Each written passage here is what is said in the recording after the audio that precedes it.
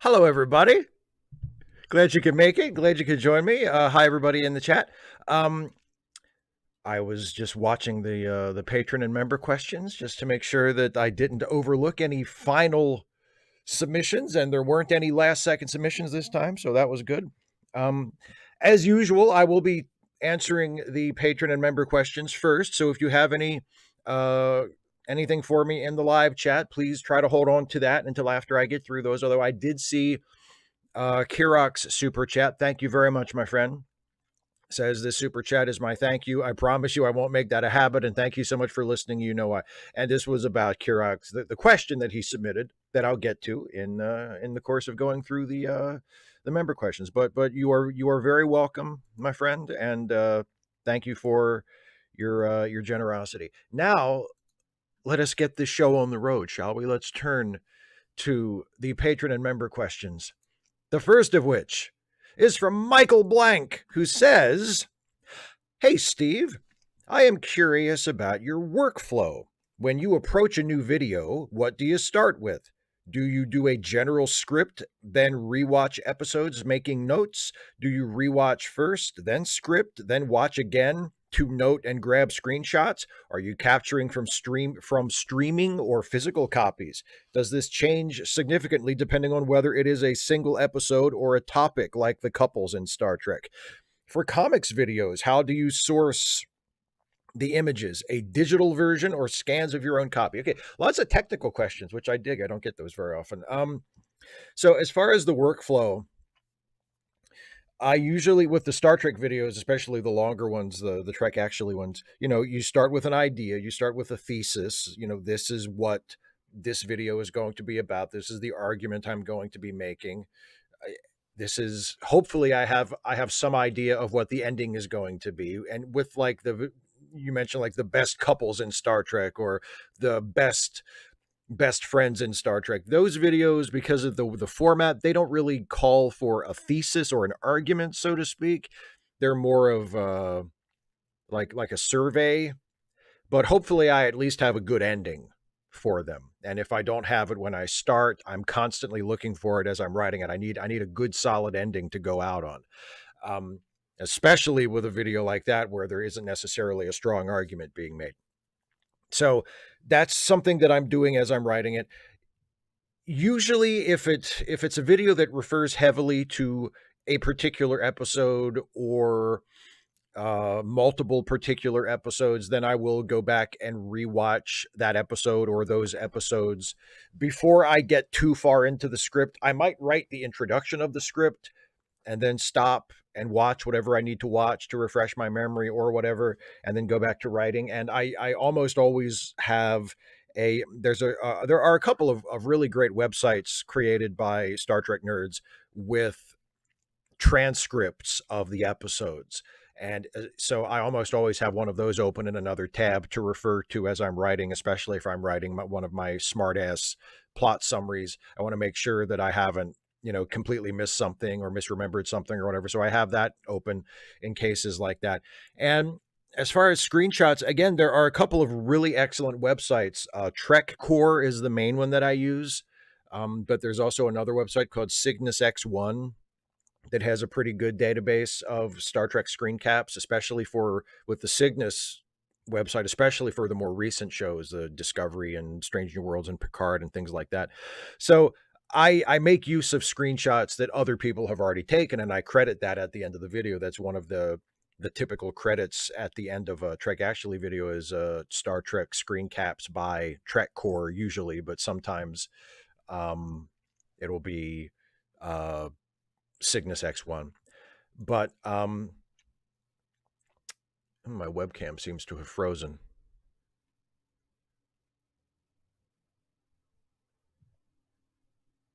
Hang on. If I'm frozen for myself, I'm probably frozen for you all too. Let me see what I can do about this. Um, doo-doo-doo.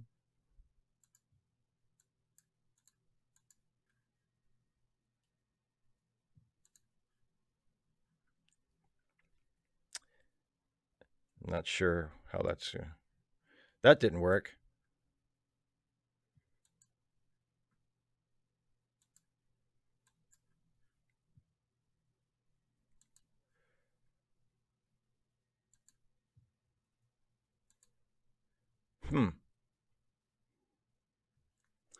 What is the problem here? You know, this is like the week to have to have technical problems. Because here, hey, it's back. Hey, I'm back. What the hell happened? I have no idea what happened there, but now it's back. Whatever. Yeah, I have no idea. Anyway, it's back now. Sorry about that, folks. But yeah. So for episodes where I don't have a pre-made screenshot available, I usually will take screen. I have a program that I can use to automatically just take a screenshot every second or every 3 seconds or whatever, and I grab those from whatever the streaming copy is. Like that's what I do for the MacGyver videos I do, where I use screen caps for MacGyver episodes. There are not large pre-existing databases of MacGyver screenshots, so I take those myself, and I'll play the episode on Paramount Plus where it's streaming for me, and grab them that way, and then use them however I need to use them. And for comics videos, it's almost always digital copies. They're the digital copies of, especially since I'm always with Batman and Superman, that's DC Comics. So those are digital copies of DC, or DC has made its back catalog fairly widely available in digital form. So it's always a digital copy. Every once in a while, I might need to scan like a physical copy that I have, but usually not. Usually not. MW Ridra, hey Steve. So I finally got around to watching the Columbo series from the 1970s. I'm halfway through its second season and really like it. I really enjoy watching him troll suspects in an almost cartoonish way to get them to underestimate him and trip up and admit things. Definitely up there with my favorite fictional detectives. But he still doesn't beat Philip Marlowe for the #1 spot. Who is your favorite fictional detective? Philip Marlowe, Sherlock Holmes, Columbo, Sipowicz, someone else? P.S. Unrelated, but did you see that season 2 of My Adventures with Superman premieres on the 25th? Were you planning on putting a video about My Adventures with Superman out before season 2? Let me just answer the second part first. No,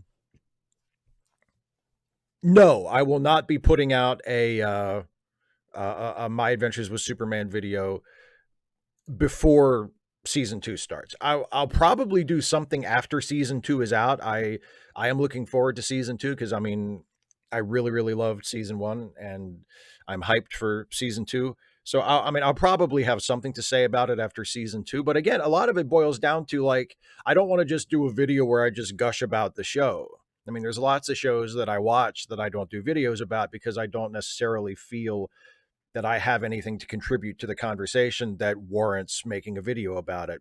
But I do talk about Superman a lot, and I do have my takes on Superman. So, of course, I mean, I'll probably have something to say about it at some point, just as I'll probably have something to say about Superman and Lois later this year when its final season is complete. As for favorite fictional detective, I love that you put Sipowicz in there. I love me some Sipowicz. But no, I would have to go with Holmes. I think Sherlock Holmes is my favorite fictional detective. Nothing against Philip Marlowe or any of the pulp detectives at all, but I'm going to go with Holmes. Yeah, Holmes is my guy. The irrepressible David Colby. Good news, Steve. I finally started my novel, A Gun to Kill God, wherein our dashing and wisecracking hero Marcus Wolf pits his wits against the biggest villains of the series yet, twin clones of Hitler. And since you gave me permission, it means I finally get to have Stuffy in the book. And because I'm insane, the gag I'm doing is that the secret resistance cell to the Nazis are all stuffed animals. And it's played entirely straight and serious, save for the fact they're stuffed animals. And to make it extra funny, Stuffy will fill the role of psychotically jealous French guerrilla fighter with a sexy stuffed animal girlfriend that is mooning over our protagonist, like that scene in Quantum Leap where Sam is on a train. Yeah, like that. And I'm still going to have the dramatic scene where he gets gunned down and the main character goes, Stuffy, no! despite his dangerous mercurial attitude, he was still a brave anti-fascist fighter. His voice is going to be the same, though. I completely approve of this. I love this and think this is wonderful. And I'm sure Stuffy will think it's great too, as soon as I figure out how to tell him.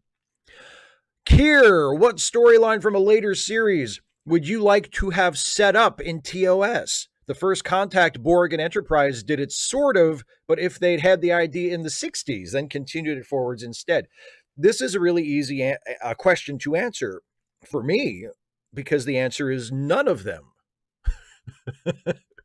I wouldn't have wanted any storyline from a later Star Trek series to have started in TOS. My philosophy about Star Trek is there are certain parts of Star Trek that are kind of defining characteristics that are sort of community property at this point.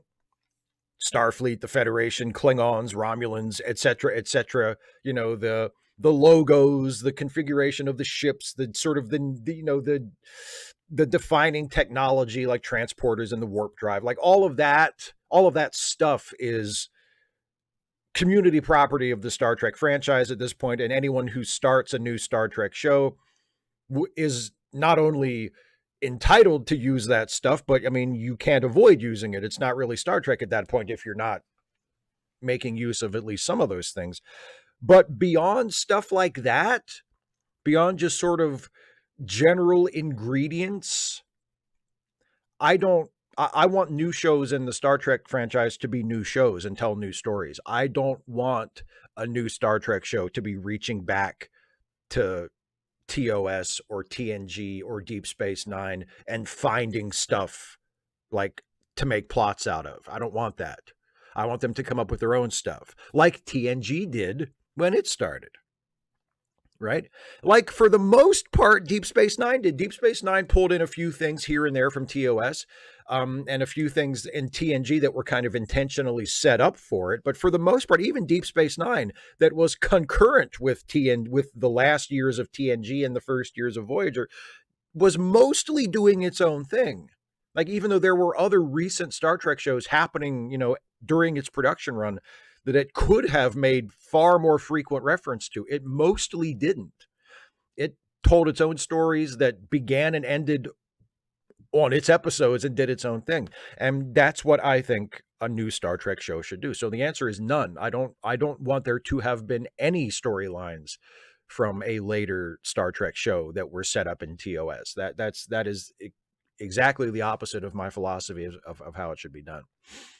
Sergeant Flux, once I heard there was a Starfleet Marine Corps when I was still active duty, but I was disappointed that they haven't been featured canonically.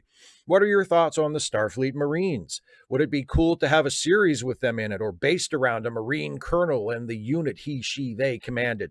Yeah, I mean, there were kind of, they kind of had Starfleet Marines in Enterprise. What were they called? The Makos. They were like Starfleet Marines, and starting in, I think, season 3 of Enterprise, when they did the Xindi arc for that entire year. I do think it's an interesting idea. It's definitely one of those areas that has not really been explored. They've done a lot of war stuff in Star Trek, especially in Deep Space Nine and Discovery, and that one episode of Strange New Worlds that kind of touched back to the Klingon War that was depicted in the first season of Discovery. So we've seen Starfleet, and there have been references a lot to wars. Like in TNG, they talk about the war with the Cardassians that occurred at some point prior to the start of the series.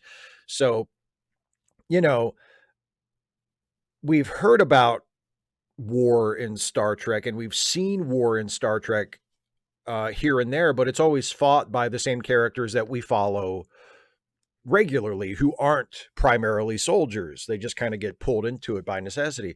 But it would be interesting to see, or at least it would be potentially interesting. It would be an unexplored avenue to have a Star Trek show that focuses on the people whose job it is to fight the wars, right? Because there have, you know, like those guys that that Jake runs into on the Deep Space Nine episode, where when Jake has his battlefield experience, where he has his red badge of courage moment, where he runs away because he's afraid, and he leaves Dr. Bashir there.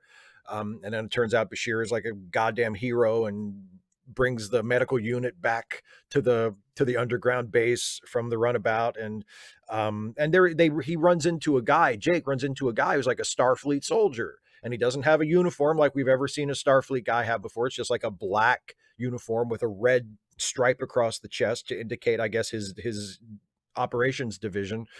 And I'm like, who is that guy? Like, what branch does he, is there like a even though they always say, oh, Starfleet's not military, but is there like a dedicated military branch of Starfleet that gets pressed into service when there's a war to fight? Like, I think written from the proper perspective, with the right showrunner and the right attitude and everything, there's potential there. You could do a show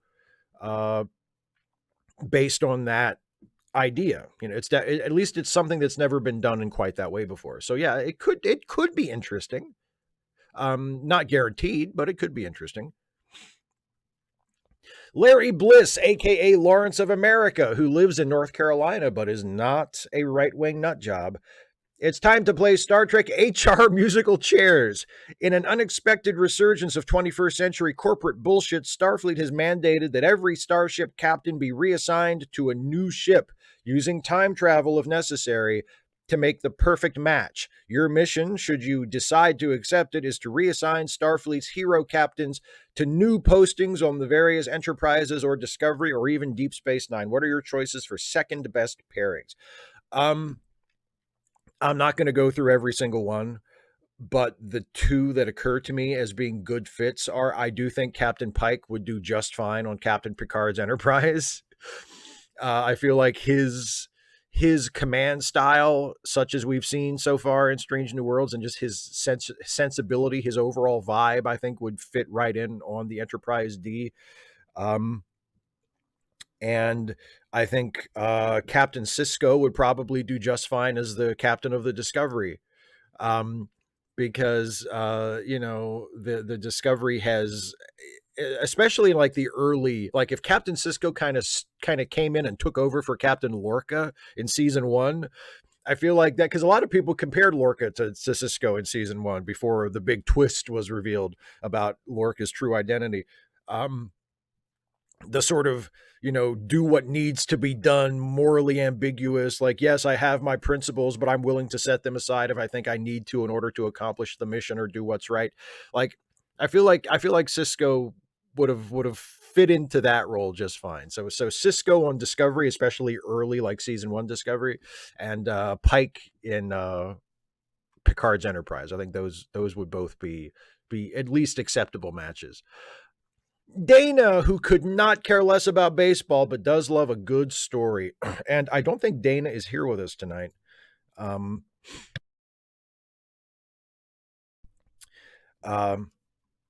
is, she had plans. She's too important to be with us tonight. She's too important.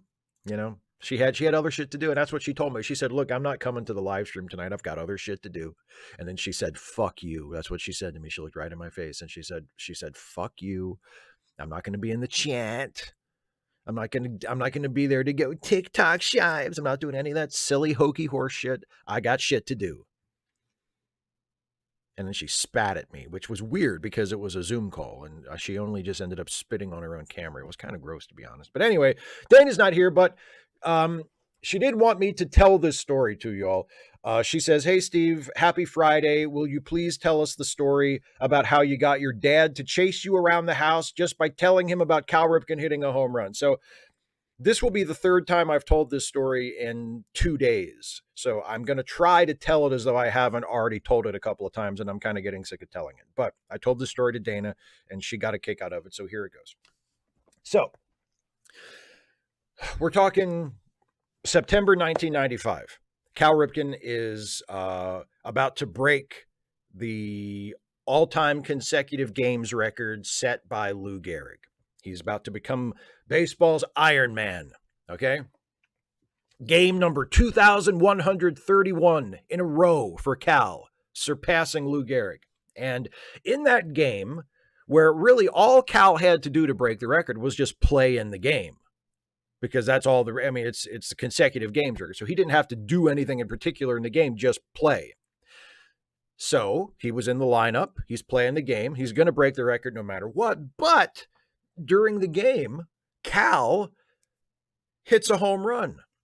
Just the little cherry on top, right? And since then, people have said, well, the pitcher kind of, gave Cal a nod, and Cal maybe knew what pitch was coming because the pitcher was like, this is a great moment in baseball history, and fuck it, I'll throw a fat pitch across the plate to Cal and he can knock one out of the park and make the people happy, right?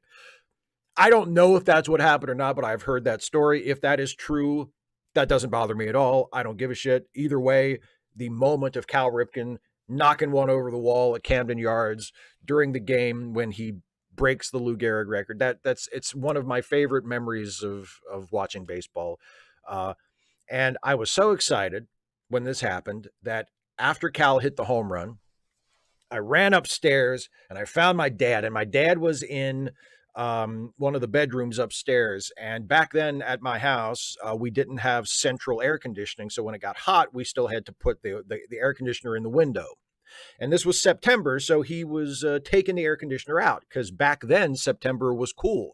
The weather actually got colder starting around September back then. This is how long ago this was. And he's taking the air conditioner out of the window and kind of, putzing around in there doing some stuff. And he hadn't been watching the game. And I ran up and I said, Cal just hit a home run. And Dad said, oh yeah, that's great. But it doesn't really make a difference. Like, he breaks the record just for playing the game. He didn't need to hit a home run. That's not a big deal. And I said, yeah, but the important thing, Dad, is that in future times, when people look back on this day and this accomplishment, they're going to remember that Cal Ripken hit a home run on the day that he sent Lou Gehrig straight to hell. And my dad's reaction was to look at me and go, and to chase after me. He lunged after me. It was like, I'm over here saying it. Dad's where I'm at. And it's just sort of like, what? Right? Like that. He chased after me. And that was it. Like, I wasn't, I wasn't brutalized or anything. But it was just a fun little moment of, provoking my dad and my dad chasing me around like Homer chasing Bart Simpson in an early episode of The Simpsons. No violence, no brutality, just,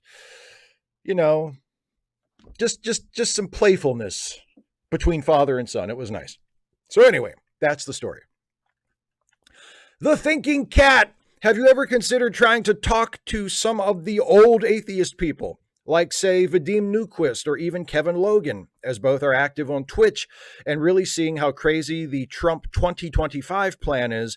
Though I count myself as agnostic, I think really a movement of atheism is much needed, especially when you see the religious excuses used in global conflicts, like Putin and his bizarre man of God routine, and Trump literally pimping Bibles of the newer YouTube atheists. I'd say, why not reach out to this fellow Trekkie atheist who I found extremely entertaining, and her atheist arguments are never of the edgy kinds. It's like a quirky English Matt Dillahunty mode with reason and logic as well as memes. And then there's a link. Really, I do wish that there was a renaissance of liberal logic atheism and agnostics on YouTube, since BreadTube has pretty much killed itself with some pretty hateful characters like Vosh and Keffels, whose lack of tact is hateful. I mean, me and Kevin are still friends. I talk to Kevin on Twitter every once in a while. We haven't done anything on YouTube for a bit, but every once in a while, Kevin will invite me on his channel and we'll hang out and chat, or I'll hang out with him and Christy for something. And I'm always up to do something with Kevin. Vadim and I have not been on speaking terms for many, many years, and I have no desire to change that. But no, I mean, it's a nice idea, but I feel no, like, if I have a reason to make a video that references atheism or is that kind of video that I used to do a lot, like, I'm not going to not do it. I haven't like drawn a line and said no more atheism videos. Like, I'm still an atheist. I still believe all the things about that that I did, the last time I made a video about it. And if I have something to say in that area, if I have an argument or something that I think would make a good topic for a video, like I'll do it. Um, but I am not going to go out and hunt for like other atheists to make videos with just for the sake of it. I mean, because I mean, I don't do that with Star Trek. I don't do that with anything. I don't reach out to other YouTubers and go, hey, do you want to make a video together? Like just for the sake of it when I don't have a specific idea for it. So no, I'm not going to do that.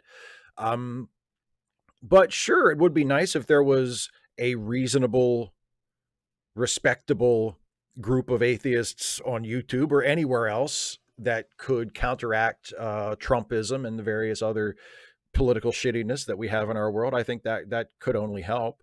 But I wouldn't hold my breath. Brian B. Steve, high praise for a very productive 2 weeks of work. The video about sports betting on Monday this week was hilarious. Your Unfrosted video, spot on. And of course, all the hologram reviews on Trek. You obviously work hard on keeping a schedule and maximizing your output. My question this time has nothing to do with any of that. I was curious on your thoughts about Discovery doing a huge callback of franchise tropes. Were they trying to appease the fan base before they knew about being canceled, or is it just lazy writing? Several of your videos have promoted the idea of trying something new with Trek. Do you think that between calls for Legacy and the fan service shown in season 3 of Picard, the future of Trek, or will we see new ideas from future Trek shows? Keep up the great work and high praise for what you have been doing to promote criticism without hatred toward new ideas. Well, thank you very much. I hope I have done that mostly. I mean, you know what it reminds me of a little bit?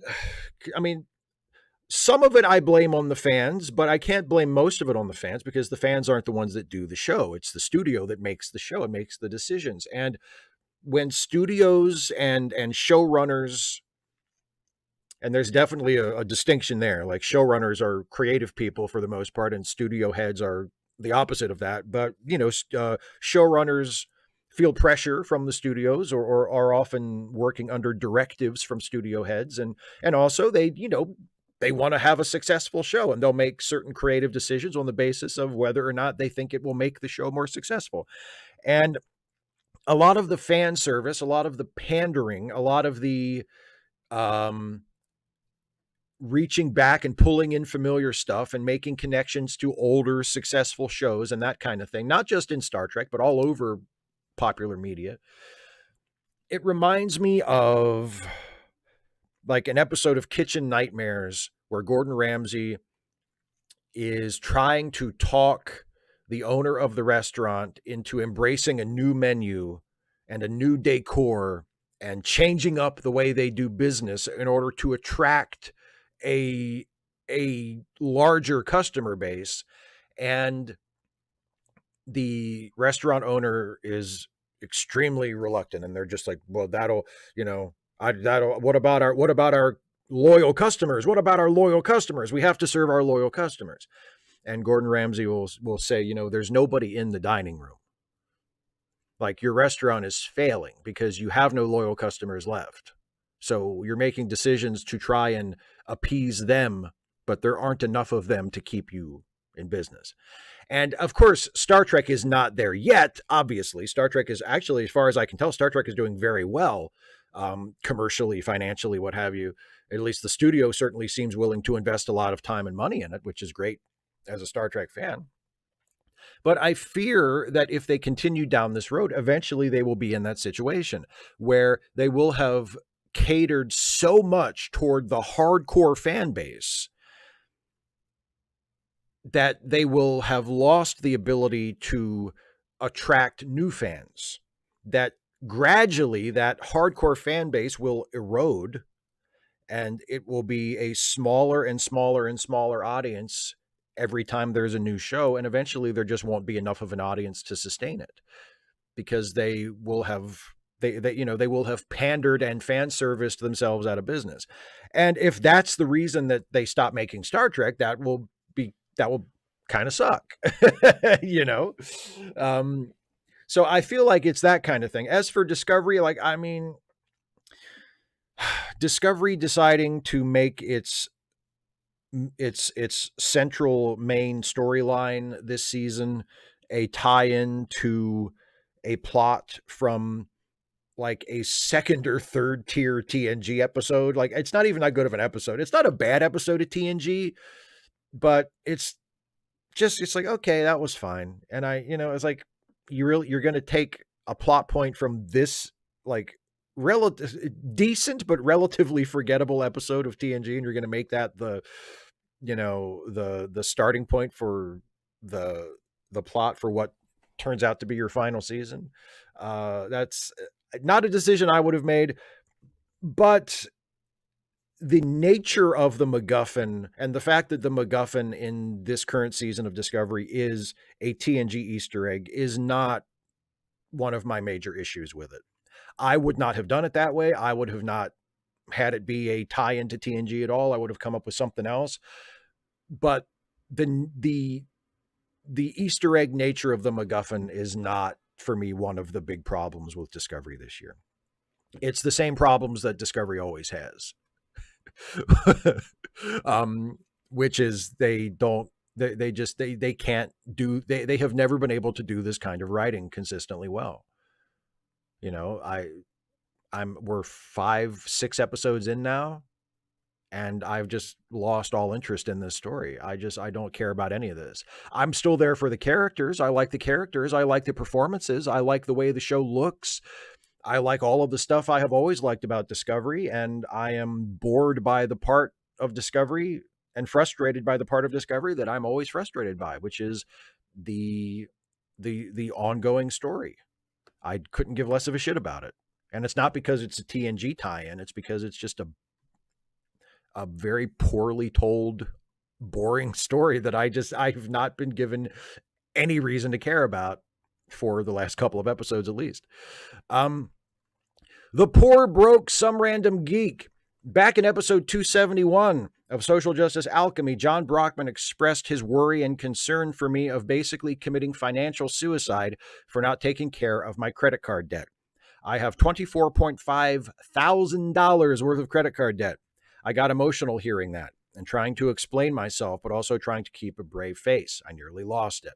We take a break during the show. I am sure the interest will kill me. I might have to declare bankruptcy. To me, suggesting I should focus on myself and take care of my credit card debt first is like saying don't give money to Joanna Phoenix, Joey, LQ, and Nas. It feels like I'm the only one giving money to Joanna and Phoenix. I haven't even thought about how I could clear my credit card debt. I was planning to take that debt to the grave. Budgeting? What is that? Sounds like adulting. Is there a way to get rid of my credit card debt in this economy and still help my friends? I'm afraid my friends will suffer. Well, here's the thing about adulting. You're an adult, so you can't avoid it. And I know I've talked about, I've talked at you about this before, that your feeling about wanting to help your friends is a good feeling and is to your credit and is noble. But there is nothing wrong with taking care of yourself too. And if your plan is to keep giving money to your friends in need with no regard to your own financial security and to just keep running up ever larger amounts of credit card debt, that is not a sustainable plan, because eventually you're going to be so far in debt that you're not going to be able to get a credit card. You're not going to be able to take out a loan. You're not going to be able to, even the most predatory lenders are not going to touch you because they're going to see, oh, we can't pay any of it back. Right? And then you're going to be fucked on both ends because you're not going to be able to help your friends because you're not going to have any money and you're not going to have any credit. And you're going to be stuck with this debt. So the responsible thing in the long run is to start paying it back. And I'm sure there are ways to do it. You might be able to take out a debt consolidation loan where you pay off a bunch of your credit cards at once, and then you just make this one loan payment for a while. 25,000, let's just call it 25,000, 24,500, $25,000 is a lot of money, but it's not such a large amount of money that you will never, ever, ever be able to pay it back if you get serious about it and start working on paying it back now. You know what I'm saying? Like, it's not ideal. It's a lot of debt, but it doesn't strike me as insurmountable debt if you take steps to start addressing it. And there is, I know you want to help your friends. I know you feel responsible for them. I know that the fact that they don't have what they need sucks and is wrong, but that's not your fault. And putting food on their table is not your responsibility, especially if doing it is eventually going to ruin your life. Okay? And I know that it's hard to hear that, and maybe you don't agree with that, but that's how I see it. And it's nothing against any of them. It's not to say they don't deserve help or they don't deserve the money or whatever. That's not what I'm saying at all. I'm saying your number one responsibility in this world, by necessity, is to look after yourself. Because if you are not looking after yourself, you cannot look after anybody else who might need you to look after them. So maybe you need to just, at least for a little while, not permanently for the rest of your life, but at least for a little while, until you get this debt under control, you need to prioritize yourself and you need to look after yourself so that eventually you are in a position where you can offer help to other people if they need it. So anyway, take that for what it's worth. I am by no means an expert on any of this, but that's just how I see it. John Burns, not sure about man versus bear. I'd read that someone mentioned it becoming a fight to the death, so don't let them take you to the second place. Anyway, I also read about a call for a Netflix show where Katie Holmes and Nicole Kidman discuss their marriage with Tom Cruise. I know it's not man versus bear, but if Tom Cruise is in the same room, it might be rather unbearable for him. Nothing about Mimi Rogers, but what do you think? Your thoughts? I think your unbearable pun almost redeems that question. It kind of ties it together, which is not always the case with your question. So I'm glad that you're stretching yourself and trying something new there. Ben Douglas, hi, Steve. In honor of May 4th, I recently watched George Lucas's first feature film, THX 1138. Have you seen that movie? And if so, what are your thoughts? If not, can you talk about some other Orwellian sci-fi you've watched or read that's made an impression on you? Yeah, I like THX 1138. It's, from what I remember, it's been a long time since I've watched it, but I remember it being, I mean, it's interesting. It very much plays like a first film, but a first film by a clearly talented filmmaker who has a lot of potential. Yeah, I like THX 1138. As far as other Orwellian sci-fi, I've always been partial to Truffaut's film of Fahrenheit 451. I think that's a pretty good movie. I watched the more recent version of it a few years ago, starring Michael B. Jordan and Michael Shannon. And it just wasn't, I think they did it for HBO back in like 2018 or something. And it just didn't have that, you know, it didn't do it for me. There's something about it that just, it never quite, you know, achieved liftoff. But the Truffaut version from the 60s, I think it's from like 63 or 64 maybe, is really good. It's really good. I like that a lot. And it's not quite Orwellian and it's not quite sci-fi, but it's going in that direction. And it's very relevant for Americans living in the present moment of our politics and our history. But the novel, It Can't Happen Here, also highly recommended. Again, not sci-fi, not quite Orwellian, but kind of moving in that direction. And I'm a big admirer of that book and find it very pertinent in these times.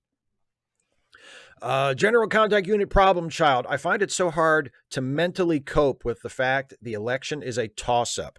I think it might be bothering me even more than if Trump was just predicted to win, because I could mentally prepare for that.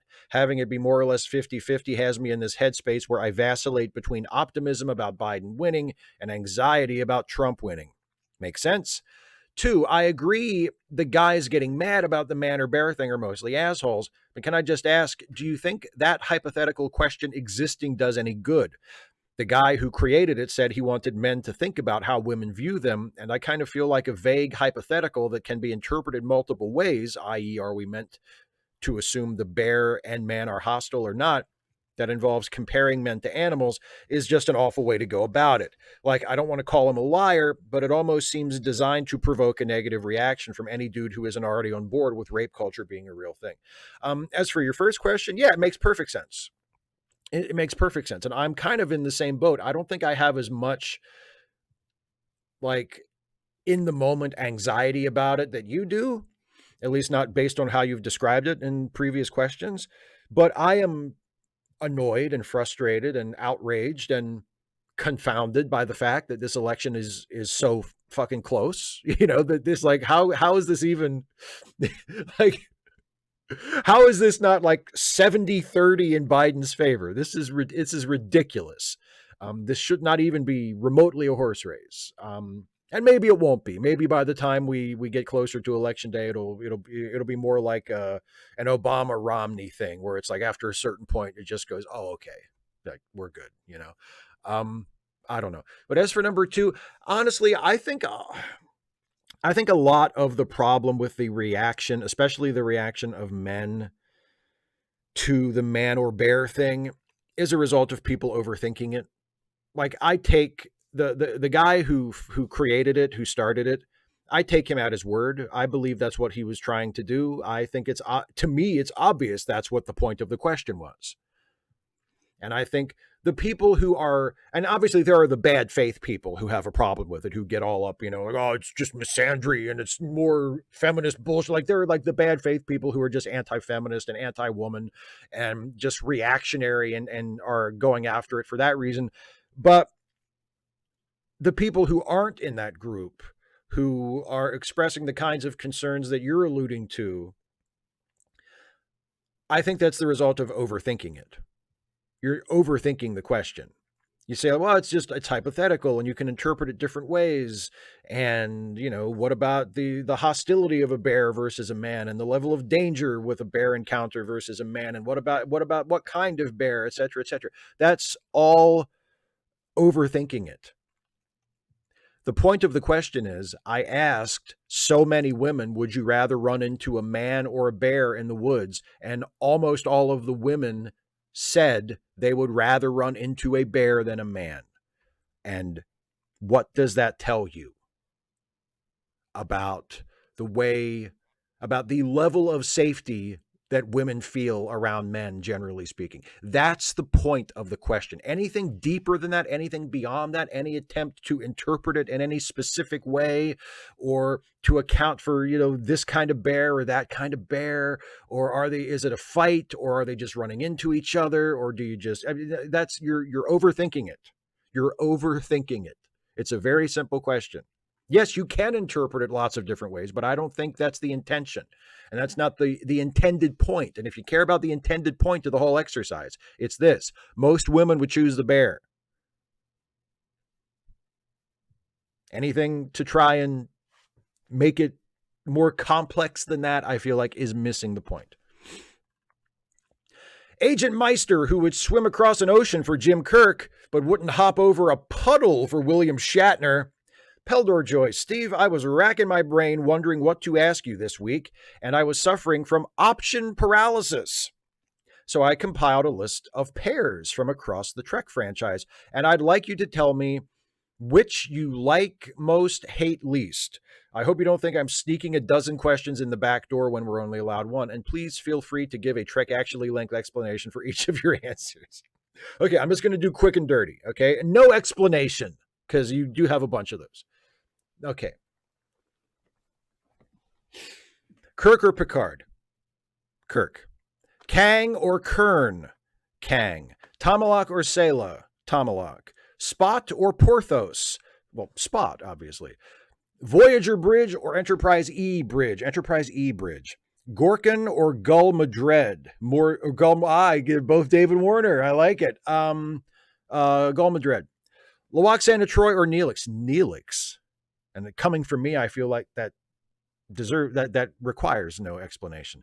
NX01 jumpsuits or TOS movie uniforms? TOS movie uniforms. Bizet or Berlioz? Berlioz. Although I'm not super familiar with either one, to be honest. Domjot or Dabo, makes no difference. Neither one exists. Generations or Nemesis? Generations. Bonus question. Favorite Susie Plaxon character that isn't Kalar? And apropos of nothing. Okay, well, I'll do the Susie Plaxon one first. Favorite Susie Plaxon character that isn't Kalar? Dr. Solar. And apropos of nothing, fuck Trump. I've left that comment on videos covering that pig's trial, and YouTube always takes them down. So again, fuck Trump, and while I'm at it, fuck Putin and Netanyahu too. Amen. Peldor Joy. Danny K. Hi, Steve. What are some of your favorite appearances by Star Trek actors on non-Star Trek shows? Could be series regulars, could be guest stars. Up to you. Thanks. Hope all is well. What are some good appearances? Well, I mean, Bruce Greenwood is a Star Trek actor because he plays Captain Pike in the Kelvin timeline films. And so he would be near the top of my list because, of course, he is also the star of Nowhere Man, one of my very favorite shows ever. Jonathan Frakes pops up as a villain on an episode of Lois and Clark. That's fun. Brent Spiner on Night Court. That's fun. There was an episode of, I think it's an early episode of MacGyver that John Delancey pops up on. That was cool. There's a movie that we just watched. Oh, yes. It's an absolute nothing role. She doesn't even have any lines, but it's just really cool to see her in The Hunt for Red October. Blink and you'll miss her, but for like 10 seconds, Gates McFadden is in that as Jack Ryan's wife. Again, nothing part. She has there's no role there at all. She's just there to, to be a warm body and be like, to have someone, but it's cool. It's like, oh shit, there's Gates McFadden. How about that? Yeah, those are, I mean, Patrick Stewart as Professor X. That's a good one. Yeah. Don Quixote. Still a long way to go, but the Phillies are looking good, as are the O's. How much do you want to see a rematch of the 83 series? Well, that would be cool. But then again, seeing the Orioles play anyone in the World Series would be cool at this point because they haven't been in the series at all since 83. So, yeah, I would love a Philly versus Baltimore rematch. That would be great. You get the regional thing going, have the World Series between a team from Baltimore and a team from Philly. That would be pretty cool. Kind of negates the whole World Series thing, but that's why I would like it because I'm just a contrary bastard like that. It would be awesome. It will be awesome. I'm not setting my heart upon it, but it would be pretty cool.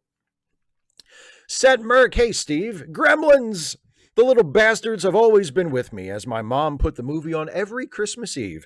Back then, the film's final line, there just might be a gremlin in your house, was devastating to a 5-year-old. And I think geeks underestimate these guys. People go on about a zombie apocalypse, or they used to. I guess the ongoing real one put that to bed for now. I think a Mogwai apocalypse would be vastly more dangerous and unstoppable. They're cunning, they can hide, they use our greatest strength, technology, against us. They're surprisingly strong for their size. One rips through a metal grate easily in the first movie to dash into a vent. And oh yeah, they infinitely replicate with water.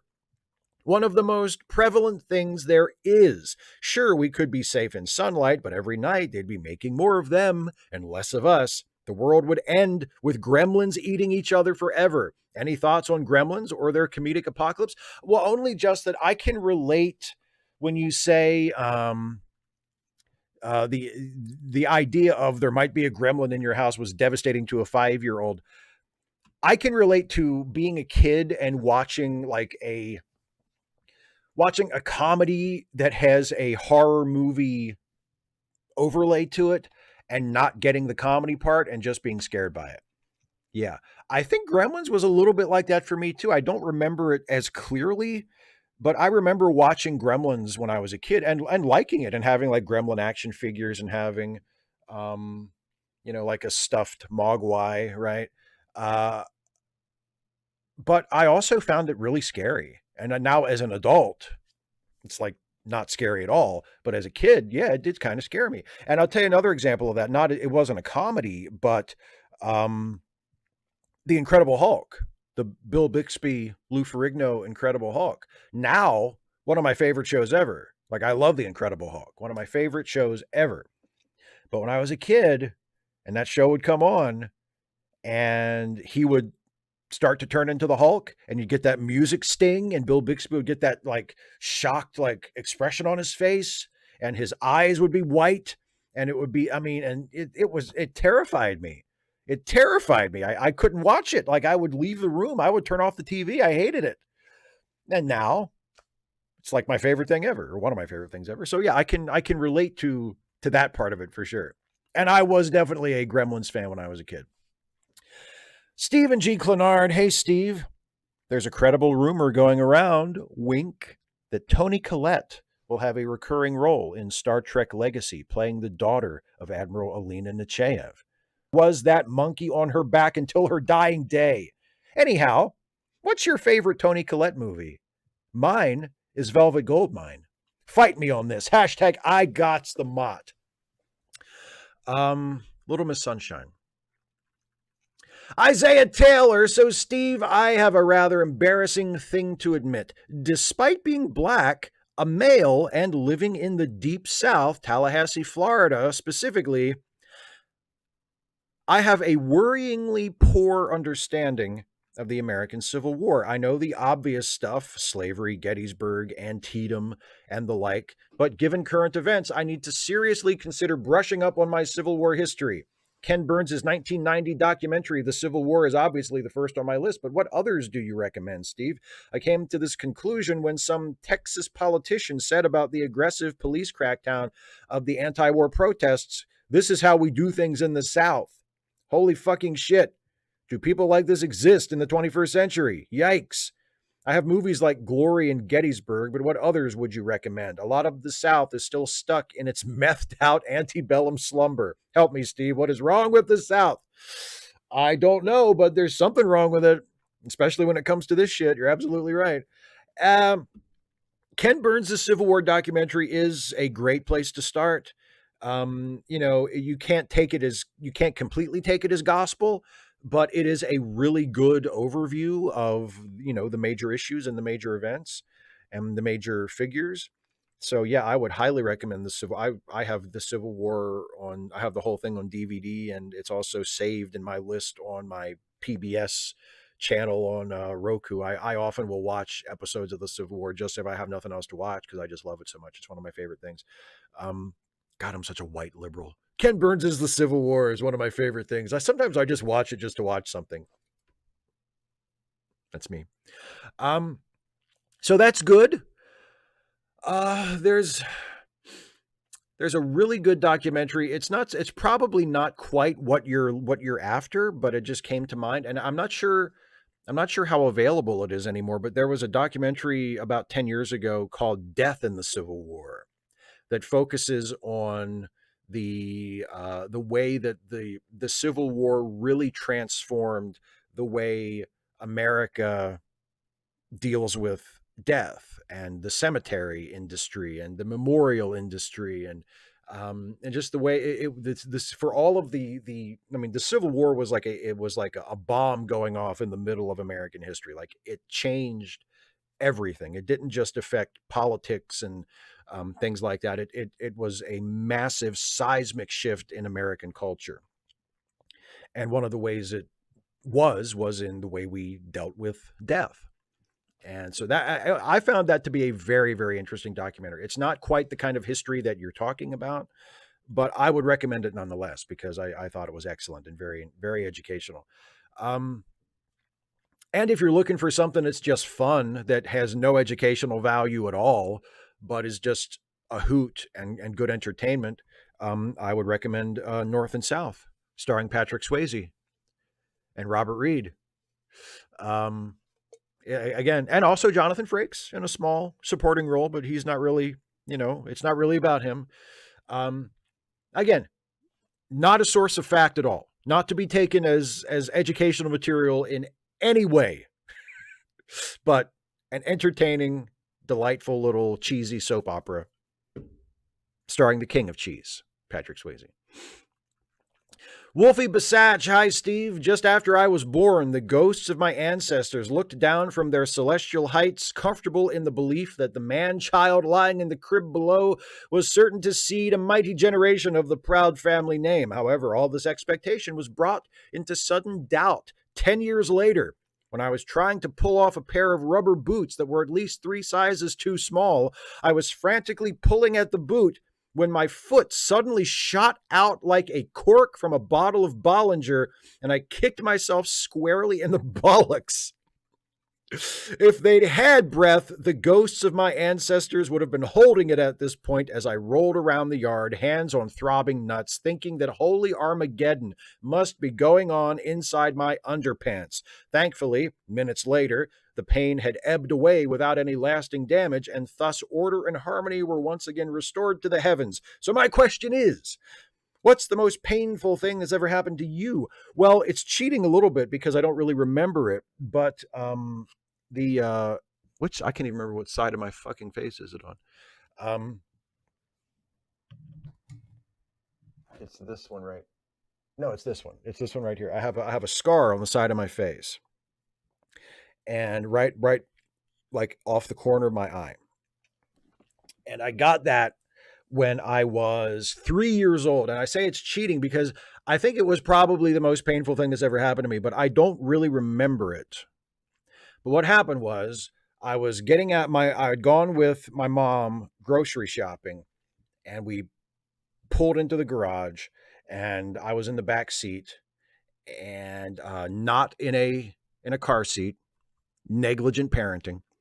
And mom was carrying the groceries in the house, and she said, "Don't move, stay there. I'll come back and get you." Right? Because she didn't want me to try to get out of the car by myself. But I was like, I'm 3 years old. I don't need my mom to come and get me out of a car. So I got out of the car myself. And as I was getting out of the car, I tripped and fell. And as I fell, the side of my face was sliced open by the edge of the seatbelt. So I'm like cut open, and the actual cut was longer than the scar, and I'm bleeding all over the place, and I'm screaming.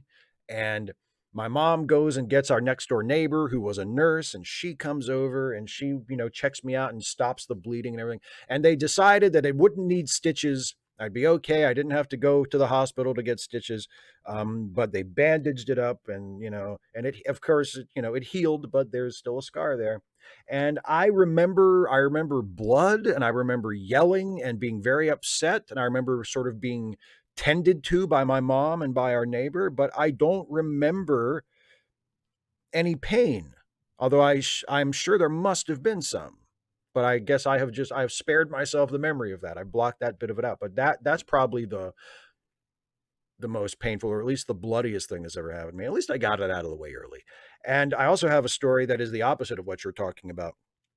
The first time I ever got really, really, really rip-roaring drunk was when I was 19, I think. I had drank alcohol before that, but when I was 19, was the first time when I got just fucking shit-faced. And it was me and some friends, and everybody was over at my house, and I found an old bottle of wild turkey that my dad had stored like under a table in the basement for years, right? After the fact, I think even dad couldn't remember how long it had been there. It had been there at least like 5 or 6 years, right? This bottle of wild turkey. Mostly a full bottle, almost a full bottle. So an opened bottle of wild turkey that had sat there for like 5 years. And my friends and I decided to drink this wild turkey, and we did. And we got shit-faced. And eventually I passed out and woke up the next morning having vomited on the floor right next to where I fell asleep. And I had also been hogtied. My friends had tied me up. But they didn't tie me up very tight because I had gotten loose in my sleep. Like this, the ropes were still kind of on me, but I was no longer bound, right? So they didn't tie me up very well. But anyway, that's not the story. The reason I'm telling you this is at some point before I passed out, we decided, and this is the middle of the night, and we said, hey, let's go outside and go for a walk.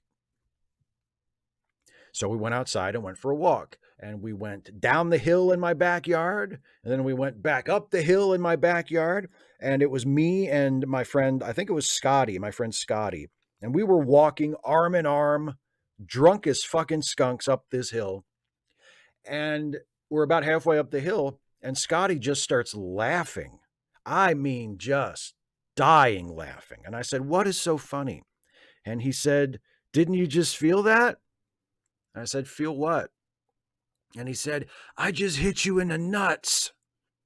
And I said, I didn't feel it. And I didn't. I was that drunk. I didn't even, I don't know if he did it on purpose or it was accidental or what, but at some point during that walk, he had cracked me in the nuts and I was so drunk that I did not even register it. So that's the opposite of the story you told. I like my version better. I'm sorry that happened to you, but I'm glad you're okay. Kara Hughes, hi Steve, loved your review of Hollow Pursuits, and I so identified with Barkley, and having suffered from social anxiety most of my life, I can identify with Barkley and how the crew learned to treat him is brilliant writing. But a similar short from Star Trek Discovery managed to put me off the show entirely, where in the Tribble short, the male scientist, Edward, I think his name is constantly belittled and shamed by all the female scientists. You say that Hollow Pursuits shows all of us how to treat people who are different and is good TNG. I would argue, however, that dreadful Tribble short is not Star Trek in any shape or form. Thoughts, please? I like that Tribble short. You're thinking of, it's called The Trouble with Edward. I like that one a lot. I think it's really funny. I think the big difference between Edward and Barkley is that Edward has it coming. Edward is a jerk. Barkley isn't a jerk. Barkley has some problematic tendencies, creating holograms of people you know without their consent and using them for for power fantasies or sexual fantasies, or at the very least romantic fantasies, is kind of creepy and is not cool and is something that he should not be doing. But in general, he's not a jerk. He's not an asshole. He's anxious and shy and has trouble relating to people, but he's not like hurtful to people. He's not an asshole. And he doesn't walk around feeling like he's entitled to something he doesn't have. Or maybe he feels that way inwardly, but he doesn't treat other people that way. But that's Edward. Edward in that short is an asshole. He's a guy who thinks that he's being mistreated by people, even though he's really not. He thinks that he has great ideas that aren't recognized. He completely overblows the significance of his scientific work with tribbles. Like he's a blowhard and he's got a big head and he's an asshole and he has it coming. And also that's a comedy. Like the tone is very different and is much more elevated than it would be than it was in Hollow Pursuits, for example, which has some comedic moments, but generally speaking is not a comedy episode. The Trouble with Edward is a comedy from start to finish, and it's very, very absurdist and very over the top in a way that the other episode isn't. So, I mean, we can agree to disagree. If you don't like it, that's completely fine. But that's not how I see it. I really like that short. Joe McClory, your Man versus Bear, Dawn of Male Fragility video reminded me of an experience from a performance evaluation when I was told it doesn't matter if they are wrong. Some people hate being told they are wrong far more than they hate being wrong. It never fails to surprise me how much people hate being corrected. I get being a bit miffed about an unnecessary correction, but there are people that will give away freedoms just to be told they are not wrong, no matter how gently people try to ask them to do better. I often wonder if I am the strange one when I ask to be told if I am wrong for fear of not knowing I am, for asking people not to spare my feelings when I could be doing better, when I would rather be shamed than harm others without knowing I am doing so. No question in that. I guess, could you muse on the subject for a bit and share a time you were glad to be wrong or were dismayed after being stubborn about staying wrong for so long? Well, I mean, the obvious one to talk about as far as, because it relates to my YouTube channel, is years ago, I used to do a regular video series called Five Stupid Things. And I had a friend who worked on me about that for a couple years, actually. And finally, she succeeded in convincing me to just not use that word anymore. She said that word it's hurtful and it's ableist, and you can find a better word. And eventually, I saw her side of it, and I was like, you know what, you're right. I could, yeah. And so I changed it to five blank things, and the blank was filled in by a different adjective in every video that related to the subject at hand. And I don't make those videos anymore, but I did for a few years after that. And never once did I regret that decision. And never once did I feel like I had lost anything by changing that. I thought it was a good decision, you know? Another one is, even after I outgrew my young Republican phase, right? And I started to care a lot more about being sensitive to people and being respectful to people who are different than me. Like there were a few years where I would still use slurs in my language, not to attack people. And see, this is how I justified it to myself, and this is how a lot of people justify it to themselves: not to attack people, but just, to refer to them. If we're talking about racism, well, why do I have to say the N word? Why can't I say the word if we're going to talk about it? Like that kind of thing. Or the F slur for gay people or whatever, and I justified it that way. And I didn't use them very often, but I felt like entitled to use them if the situation called for it. And eventually I got over that. And I said, you know what, it's better just to not say these words.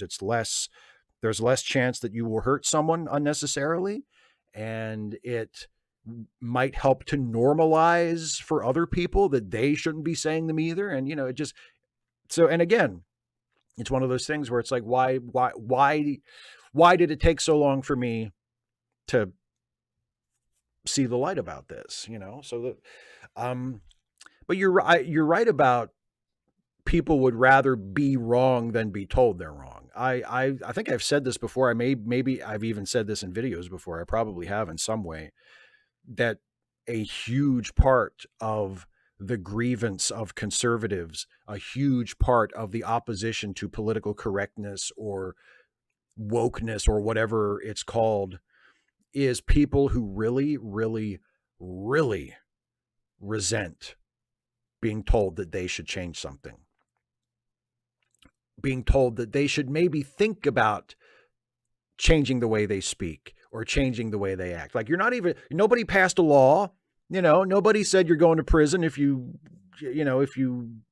dead name a trans person, but they're just saying, look, just out of respect, out of sensitivity, out of just basic human decency, maybe you shouldn't do what you've been doing. Maybe you should try and do things a little differently. And there is such reactionary resentment to that from some people that, yeah, they, like you said in your question, they will literally give away their freedoms.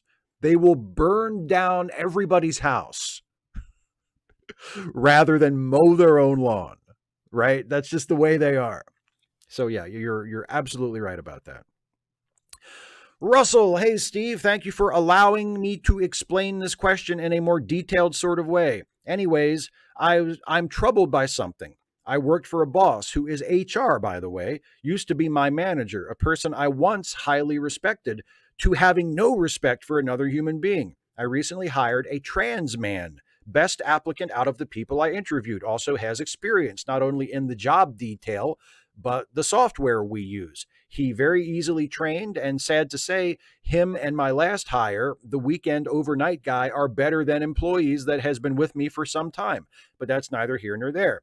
Anyways, this HR refused to use proper pronouns or address the new hire by his rightful name, and referring to him as her both to my face and to this new hire's face. I am management, Steve. First off, I have a duty to see that all my employees are treated fairly and with respect as humans. And my prior relationship with this HR, I am at a conundrum. What should I do? I think you should use the prior relationship with this person to reach out to them and tell them to knock it off and to shape up and say, look, not just on a human level, because there's a human level of people are entitled to respect. And the one of the most basic forms of respect you can give to another person is to call them by their right name. And their right name is whatever they say it is. Okay? So, and using the right pronouns is an extension of that. So if this person identifies as a man and uses he pronouns and has a masculine name, regardless of what's on the application or the birth certificate or the driver's license or whatever, and that's how he prefers to be referred to, and that's how he wants other people to call him, then that's what you call him, period. End of discussion. Your opinion on it is not relevant or required. If you have an employee that says, my name is such and such, and I go by he, him pronouns, and that's what you use, period. It's not up to you. It's up to him. So I would say that more diplomatically, if you like, more in a friendly way, if you like, but basically that, just on a purely human level, you owe this person this basic degree of respect. But also, if you continue to habitually disrespect your employees like this, not only does it make it more likely that this particular employee will not want to work here anymore, and then you will lose what sounds like a valuable employee. You might lose other employees who are pissed because of how things went down with this employee. And maybe, I don't know, it's a possibility, you might open yourself up to legal action. Because you, especially if you're a boss, can't be harassing people in the workplace and refusing to call someone by their right name at work and refusing to call someone by their right pronouns at work is a form of harassment. So you might want to tell your boss, especially since he has an HR background, regardless of how you feel about it, be as transphobic as you want in your own mind. But if you care about your job and your place of business and you don't want to open them up to legal action that will be completely your fault, maybe just show your trans employee some basic fucking respect. And if he's a man, call him a man. And if he has a name he wants to be called by that's different from the legal documents, call him by whatever fucking name he tells people to call him by. It's not that hard. It's easy. And good on you for bringing this up and for caring about this. It's good that this employee has a manager like you that is concerned about this. And I would bring this to the boss's attention. And if the two of you have a prior relationship, I would use that and say, look, man, we've worked together for a long time. We've known each other for a long time. We've always gotten along. I respect you. You know, you can't be doing this. We need to respect the people that work for us. And what you're doing to this person is disrespectful. I hope it works out. Shazy, hi Steve. I was curious on what your thoughts were on a carbon fee and dividend. For those unaware, Wikipedia describes a carbon fee and dividend or climate income as a system to reduce greenhouse gas emissions and address climate change. The system imposes a carbon tax on the sale of fossil fuels and then distributes the revenue of this tax over the entire population equally on a per-person basis as a monthly income or regular payment. If you do not advocate for such a policy, what do you think should be done instead? Cheers. No, I think that's a great idea. I think using the tax code or using any kind of financial incentive to force people, especially major polluters like corporations, like people who are the entities that are mainly responsible for climate change and for the situation being as bad as it is, to pressure them into doing the right thing, into doing better. I think a carbon tax is a great idea. You know, years ago, it was called cap and trade. That's a little different because there wasn't a dividend component to that. It wasn't it was more, you got a certain allotment of carbon that you were allowed to emit over a particular period of time. And if you emitted more than that, then you had to pay a higher tax. And if you emitted less than that, then you could then trade that excess to another business or what have you and they could add that to their carbon allotment. You know what I'm saying? So there was like kind of a market that it would be that it would create that would encourage people to reduce their carbon emissions.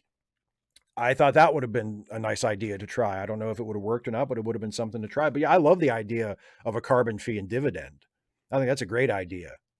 I will be all for that. CMAC, who is submitting late on a Friday. It has been a week. Greetings, Steve. I hope you're well. You can take this as a question or an opportunity to rant, but allow me to open the gates. President Biden has held back offensive weapons from the IDF.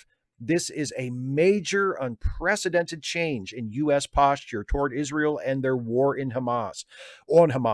I recognize the significance of this and that foreign policy is a slow-turning ship. Plus, Israel is a sovereign nation, so not voting for our president because they're not listening to him is not especially productive. To those protesting, keep it up. The pressure matters. But come November, if you have the Palestinians' best interest in mind, get in that booth and pull the lever for Biden. Care to expound? Disagree? Certainly don't disagree.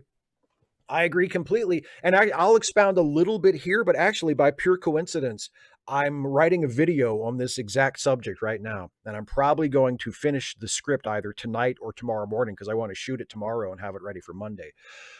And it's not, it deals with Biden and Biden's reaction and response to Gaza just in a more general way. But this in particular is something that comes up in it. And yeah, Biden, I mean, look, it's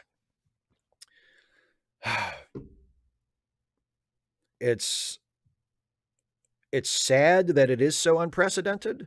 It's sad that it is such a big deal for an American president to say to Israel or to any foreign nation that we have this kind of relationship with, but in this case, specifically to Israel, hey, after 7 months of you mass murdering people, if you don't stop mass murdering them now, we're not going to give you any more weapons to mass murder with. Like, it just seems like, oh boy, now we're drawing the line in the sand, but I'm glad he's doing it. He should have done it a long time ago, but I'm glad he's doing it. And you're right, it is a big deal. And it's a big deal for Biden specifically. So yeah, I think it's incredibly late, especially for the 35,000 people who are dead in Gaza. But it's, I guess, better late than never. And it is a good thing. It's a belated but very good thing. And yes, the most important thing, if you care about the Palestinians, if you care about the people in the Gaza Strip specifically, I mean, look, and this is something I'm going to say in the video, regardless of how you feel about it, the next president of the United States is either going to be Joe Biden or Donald Trump. And just look up what Trump has said about Palestine. Look up what Trump has said about Gaza and Israel. Look up the fact that just recently Trump said that if he becomes president again, he's going to not only reinstate the Muslim ban, but he's going to expand it to exclude Gazan refugees. So Gazan refugees won't be able to come here. And he wants to expel immigrants from any country that have Hamas sympathies or aren't sympathetic enough to Israel. Like, this is just, yeah. So anyway, and he wants to cut off, not only would he, I'm sure, give Netanyahu a complete blank check to do whatever he wants, even more than Biden has, but Trump also wants to cut off foreign aid to Palestine. I mean, at least we're doing that. It's not nearly enough. And I'm not saying that to defend how we've reacted to the genocide in Gaza at all, but Trump would even cancel the tiny amount of good we have done to offset the bad we've done, right? Like, we've at least given some humanitarian aid to those people. That doesn't nearly offset the atrocities that we have enabled, but Trump wouldn't even do that. Trump wants to cancel foreign aid to Gaza. And he said he would encourage other nations to do it too. Now, whether or not they would listen to him is up to them. But the fact that you could have Joe Biden continue to be the president, or you could have Donald Trump take over and be the president again. And you cannot tell me that would not be many, many times worse for the people of Gaza than Biden is. So yes, absolutely. As much of a shit show as Biden's reaction to Gaza has been, and it has been, and there's no excuse for it, and there's no justification for it. And his starting to turn the ship now is great, but it's fucking way too late. But it's better than Trump, and that's the choice. And that's the thing that I wish I could drill into people's heads. Like, I get it, Genocide Joe, I get it. You don't want to vote for him, but I mean, if this is really about what is best for the Palestinian people and not about you being able to have some kind of clear conscience about, well, I'm not voting for Joe because he was complicit in a genocide. Okay, so it's about you. It's not about them. Because if Trump wins, it's going to be worse for them. I don't know how any reasonable person can argue otherwise. If Donald Trump wins and becomes the president of the United States and does everything he says he wants to do regarding the people in Gaza and regarding Israel, it's going to be worse for them. So is you not wanting to vote for Biden about them, or is it about you?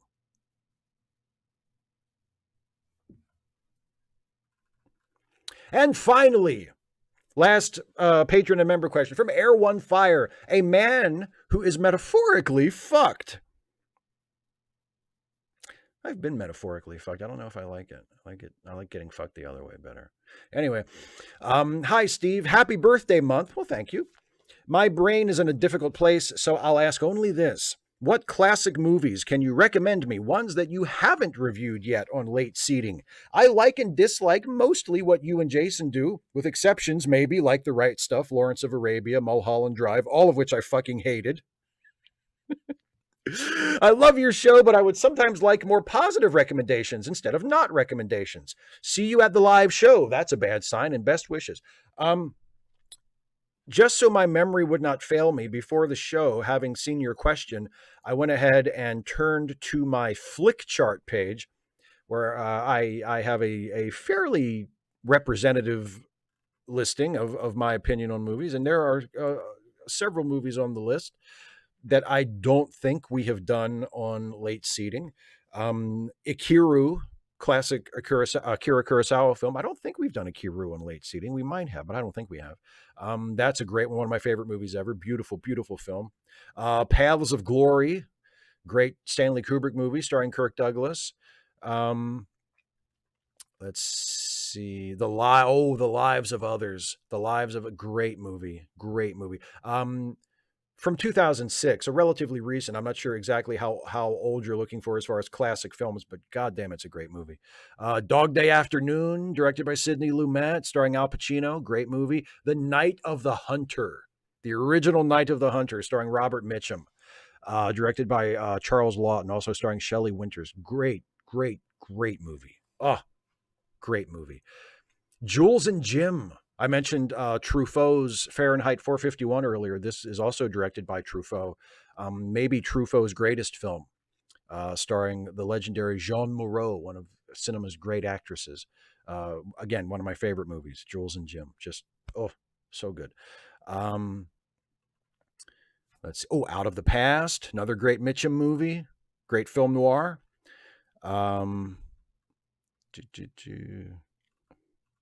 Looking for some of the older films. On the Waterfront, Elia Kazan, director, starring Marlon Brando and Lee J. Cobb, one of Brando's great performances. Great film.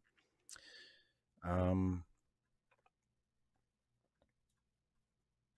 me find one more that I'll recommend to you that we haven't reviewed on the show. The Great Dictator, Charlie Chaplin, and his Adolf Hitler parody that he made right before World War II. Great movie. Yeah, those are a few that I can recommend to you. But yeah, that's it for the patron and member questions. Thank you all so much for being patrons and members. And now I will turn my full attention for the remainder of the show to the live chat. But first, Dana's here. Hi, Dana. I didn't see you. Anyway, before I turn, and Dana, you're in time for this for the Stuffy short. I'm so glad you're here. I don't know. I don't even know how long you've been here, but anyway, um, before I turn to the live chat for the rest of the show, it is time, as I just mentioned, for this week's Stuffy short. So please sit back, relax, and enjoy this brand new Stuffy and Friends short, which will go up as a standalone short on my YouTube channel tomorrow, but you get to see right now.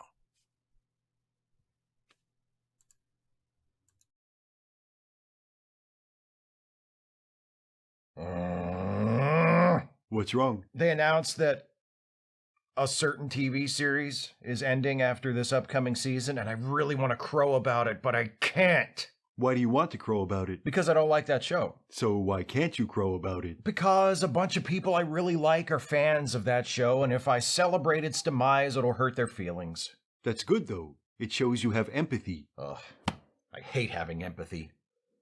All it does is stop me from being mean to people. What would you rather have? The capacity to be mean to people without feeling guilty, or friends?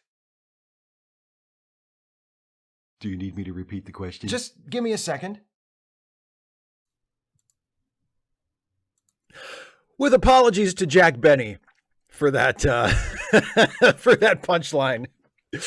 All right, let's see what people are talking about in the live chat. Yeah, I'm so it's so gratifying to see the enthusiastic response whenever I start a Stuffy short.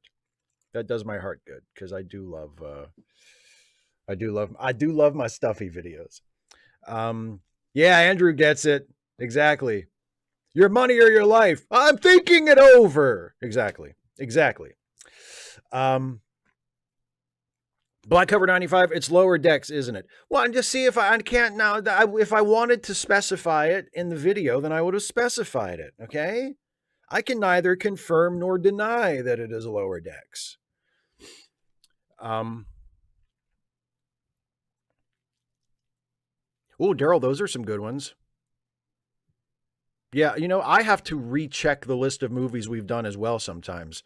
But yeah, Daryl says All the King's Men, Little Caesar, the 1955 A Star is Born, which I know we haven't done. We've done the 1930s Star is Born, but we haven't done the 55 version. And we haven't done Whatever Happened to Baby Jane. I would love to do Whatever Happened to Baby Jane. 255 AD said, I'm listening to a podcast discussing being close to an ex-wife. Surely if you'd only disrupt your life with a divorce if you couldn't stand to live with him anymore. Thoughts on that take? People break up for all kinds of reasons. My ex-wife and I are not close. Like, we don't talk regularly, but we're on good enough terms. I mean, we're not like bitter and hateful or anything. Like, if she needs to talk to me about something, or if I need to get in touch with her for something like that, the line of communication is always open. And the last few times we've spoken to each other or seen each other have been pleasant, right? But we're not like best friends. We don't see each other all the time.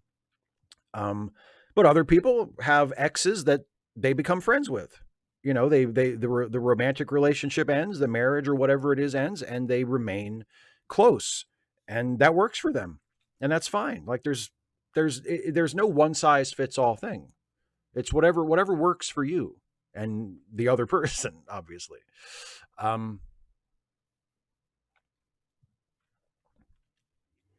Keurig, no, I will confirm this. It is not a reference to to Quantum Leap being canceled. No. I am not. I would not dance on Quantum Leap's grave. No, I liked the new Quantum Leap. I think it's. I'm not like super upset about it, but I do think it. If it had gotten a third season, hopefully it would have continued to improve. So no, I was not referring to Quantum Leap in that joke, but I will not confirm which show that I was referring to.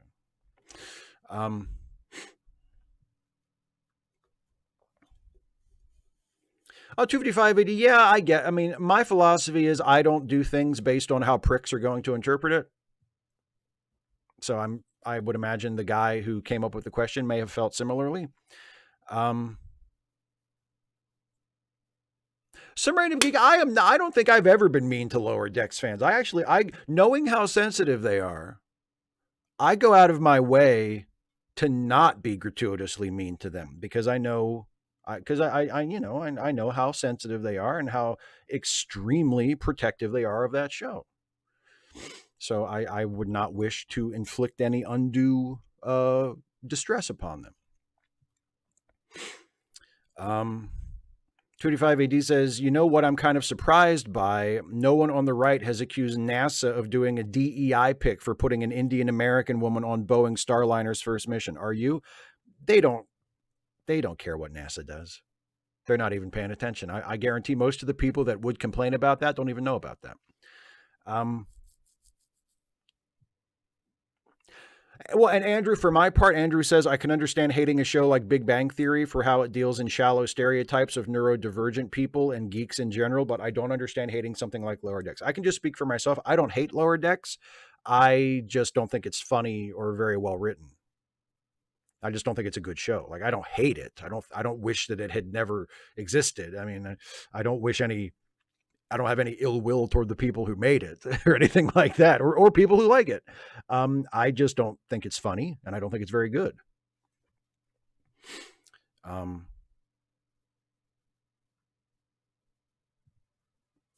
Daryl says, in 2020, did you again have to beg your dad not to vote for Trump? And what about this number? I didn't beg my dad not to vote for him the first time.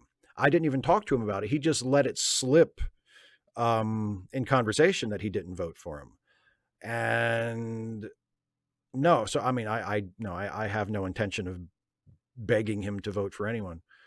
And I didn't have to beg him. I don't think, no, I'm pretty sure I never said that. I never said I begged him not to vote because I learned like after the fact that he hadn't voted for him. And I was like, oh, okay. It was one of those.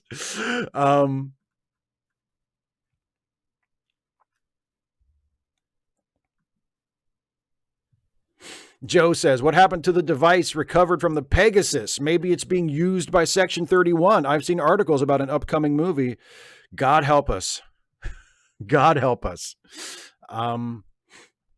Maybe it's in the Easter egg space station that they visited in that episode of Picard.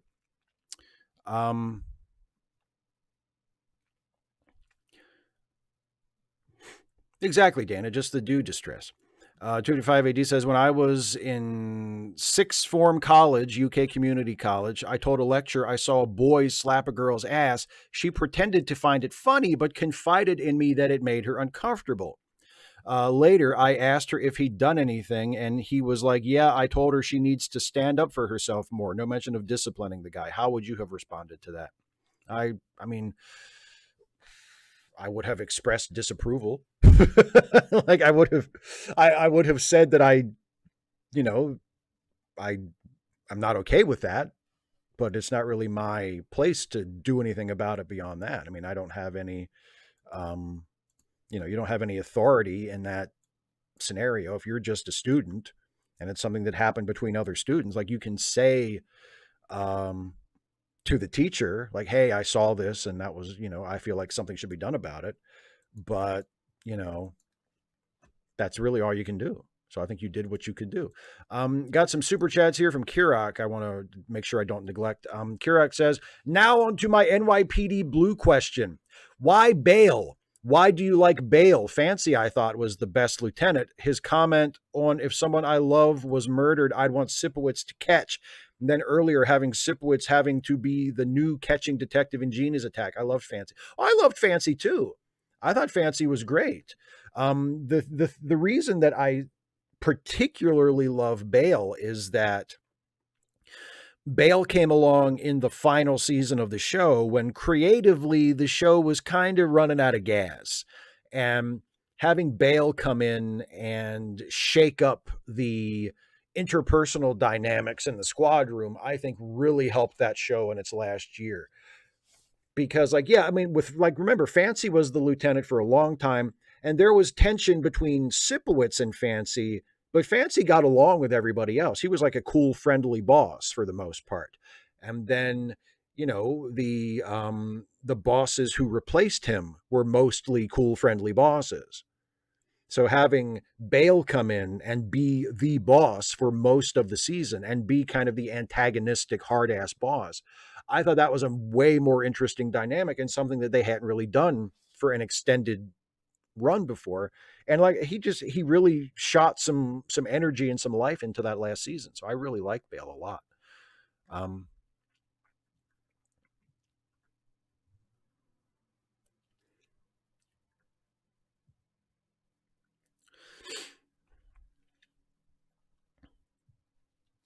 255 AD says, last night I was a bit drunk and feeling a bit down, so I decided to watch one of my favorite Trek episodes as comfort food. I picked Thine Own Self from TNG. What would you have picked? If I was picking a TNG episode, maybe Cause and Effect. Or what's another really good, like, meat and potatoes TNG episode?